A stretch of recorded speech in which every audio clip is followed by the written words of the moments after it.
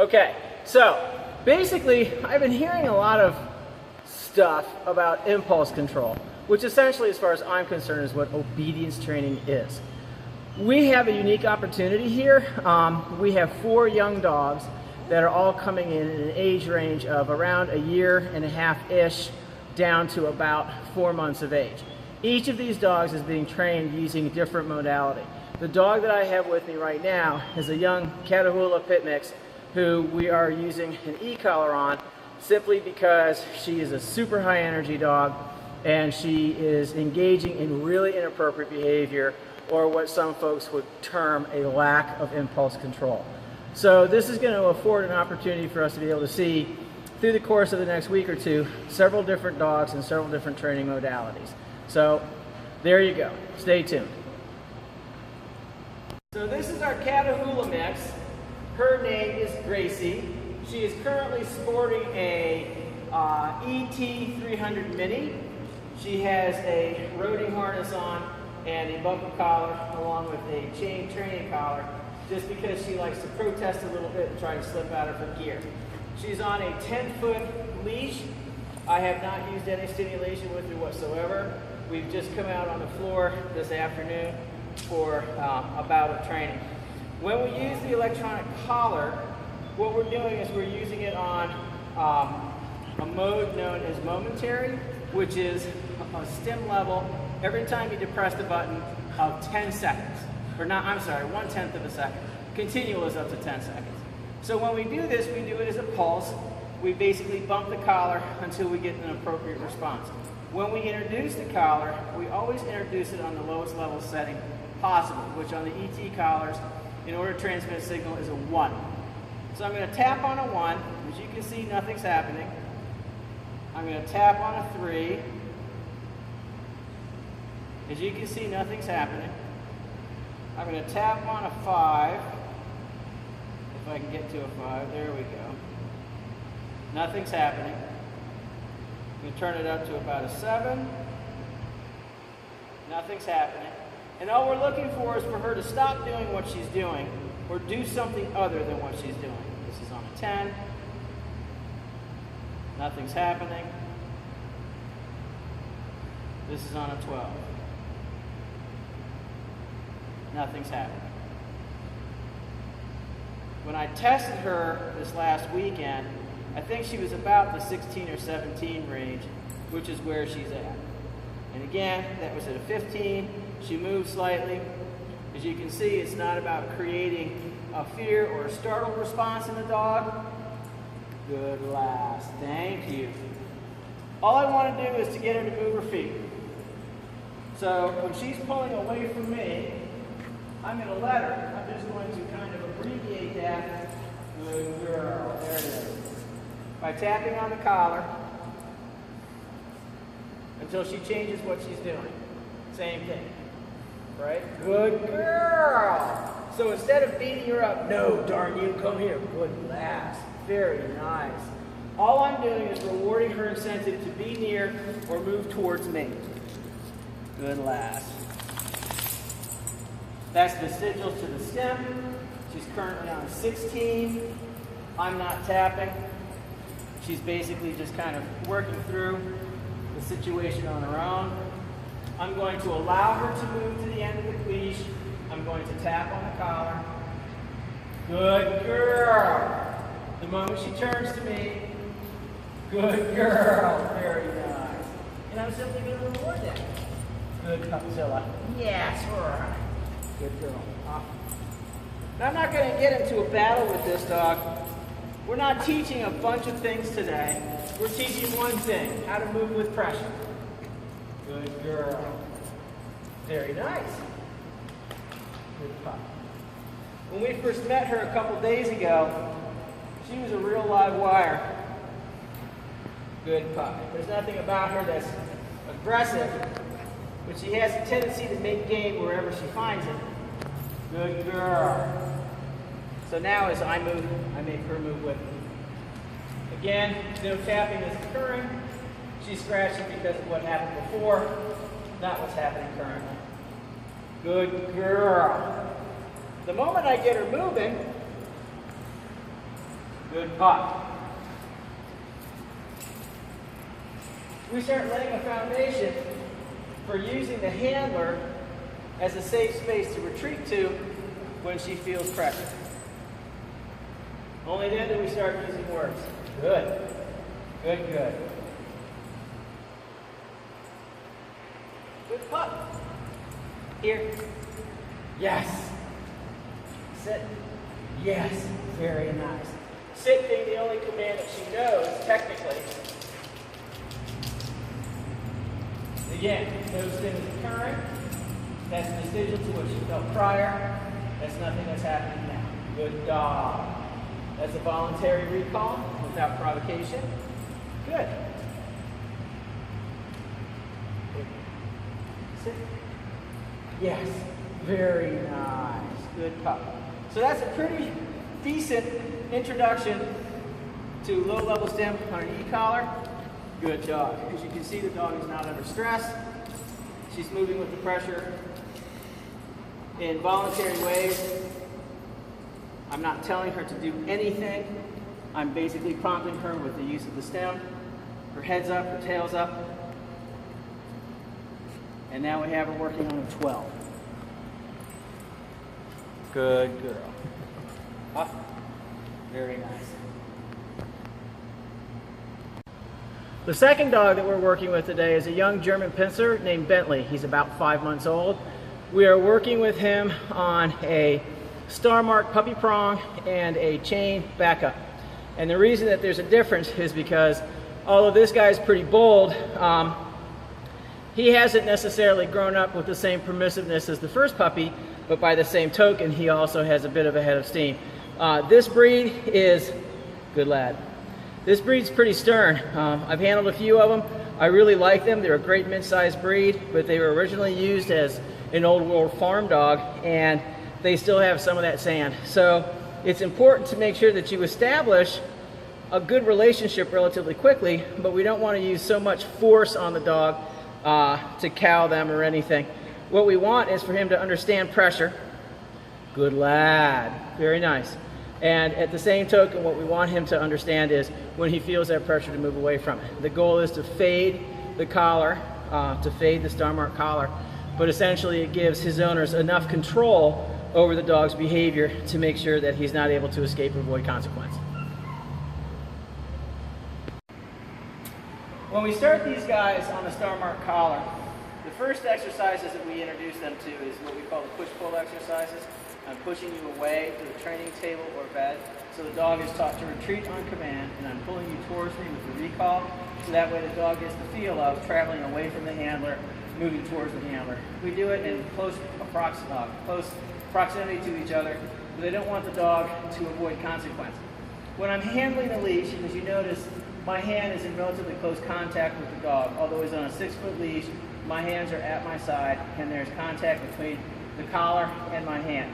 So that way I can compel the dog if I have to, or restrain him like now. He wants to drop his head and sniff the ground, and basically just holding the leash at an appropriate length, I can prevent that from happening.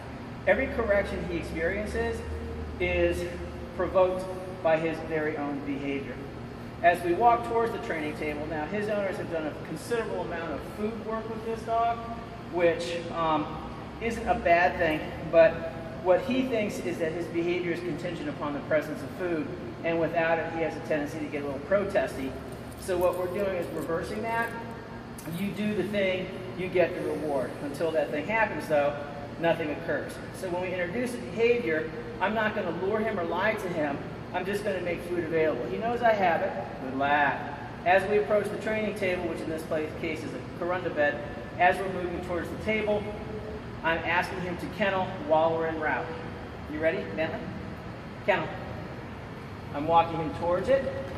As he makes contact, I turn him here, and then I'm going to ask him to sit. Good lad. Now I'm not going to reward anything I had to fight for. Good. Yes.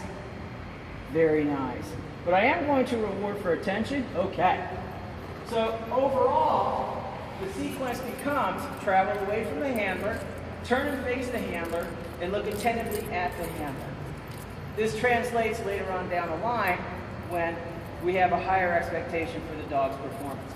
Hey, Bentley, you ready? Good lad. Good. Okay. Kennel. He resists. Here. Yes. Good job. Very nice. He has to look at me, not the hands. Yes. And I'm going to reward from an alternative source because I don't want him dependent on either my hand or my pocket. Good job. Eventually what this translates to is when he pulls, he feels that pressure. He makes that pressure go away by stopping pulling. Good dog. And if you notice, I had provided his owners with this collar several weeks ago, I think close to a month or more. And he outgrew it, so I don't know how long he's been without it. But basically, if you notice when he moves with me, atypical of most of your 5-month-old puppies, he's not pulling. Good boy. His head's up, his tail's up. He's behaving appropriately. He's not protesting. You ready? Good lad. Count. Here. Sit. Good. Now he's a little crooked. I'm not going to worry too much about it. Here.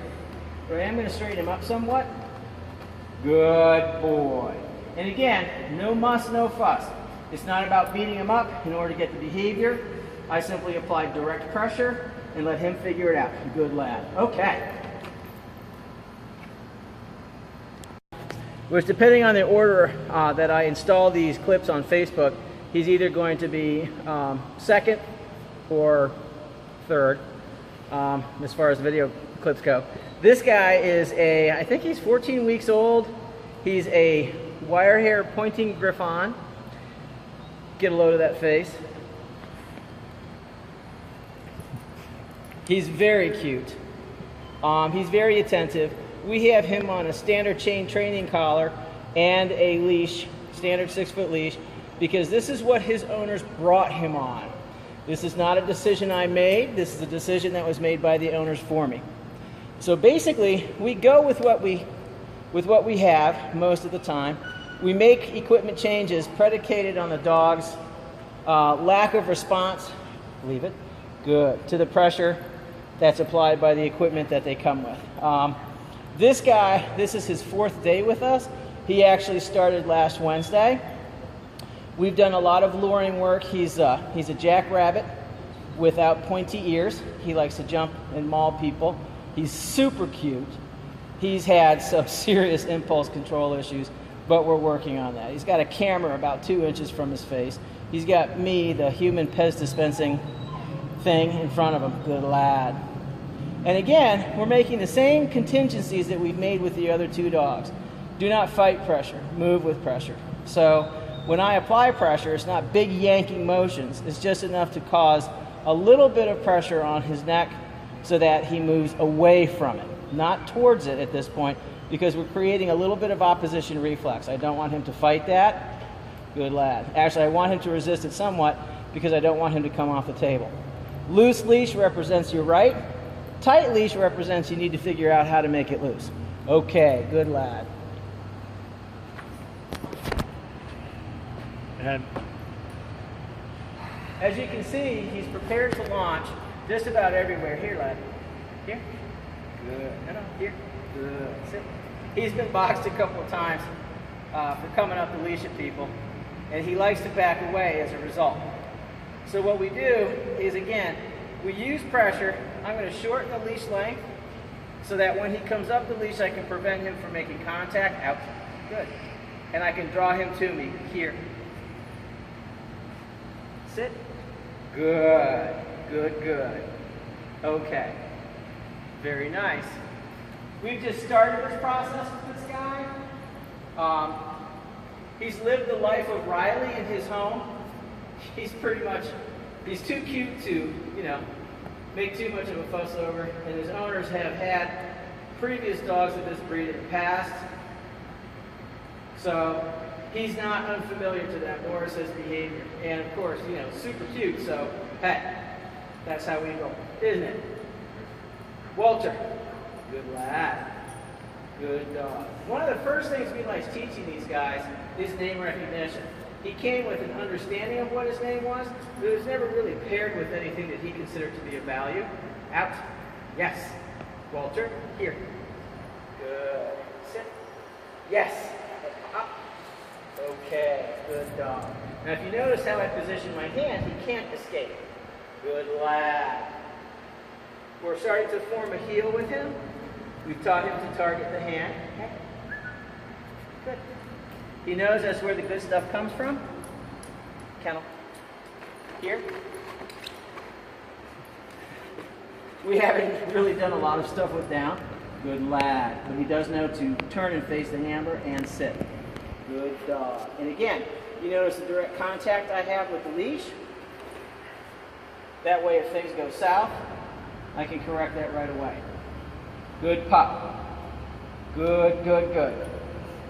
And again, this is all about teaching impulse control. Good lad. Hey, here. A little closer. Good. Okay. Good pup. And release. Very nice. Good boy. Off. So he's learned, this guy, in a period of about 4 days, with 2 days off over the weekend because he wasn't here. He was only here on Monday. He was only here Monday through Friday. And we only had a half week last week, so he's only had essentially 3.5 days of training. Here. Good. Heel. Good. Yes. Now, I'm going to excuse Sloppy because he's a baby, and he's only been doing this for approximately 4 days. Hey. Good. And again, he wants to race ahead because he knows what's coming. The impulse control comes in where we're teaching him to wait for the cue. Good. You ready? Count. Here. Yes. No. And again, no is not punitive, but payoff doesn't occur unless we're doing what we want, not what he wants. Okay. Good job. Very nice. Okay, this last one is a real tiny. Her name is Rosie. She's a little cockapoo, and I think she's about 12 or 13 weeks old. We have her on a standard buckle collar, and the reason why is because I don't really want to, nor do we need to, put a lot of force on an animal this small or this young. She's the youngest of our lot by a couple of weeks. Actually, no, Walter's the youngest of our lot by a couple of weeks, but he's also 4 times her size. We do a lot of luring with this puppy. Good lass. That was a stand.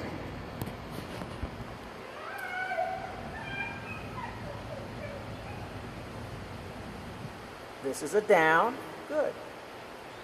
And I'm rewarding her in the down because I don't want her to fight it. Okay? And of course, sit. She's owned by a young couple who live in Brooklyn, New York. And she came down to the mighty metropolis of Maryland. Good girl. Here. Oh, don't fall. Here. Good. Very nice. You can hear Gracie in the background. Down. Good girl. Very nice. Okay. Good pup.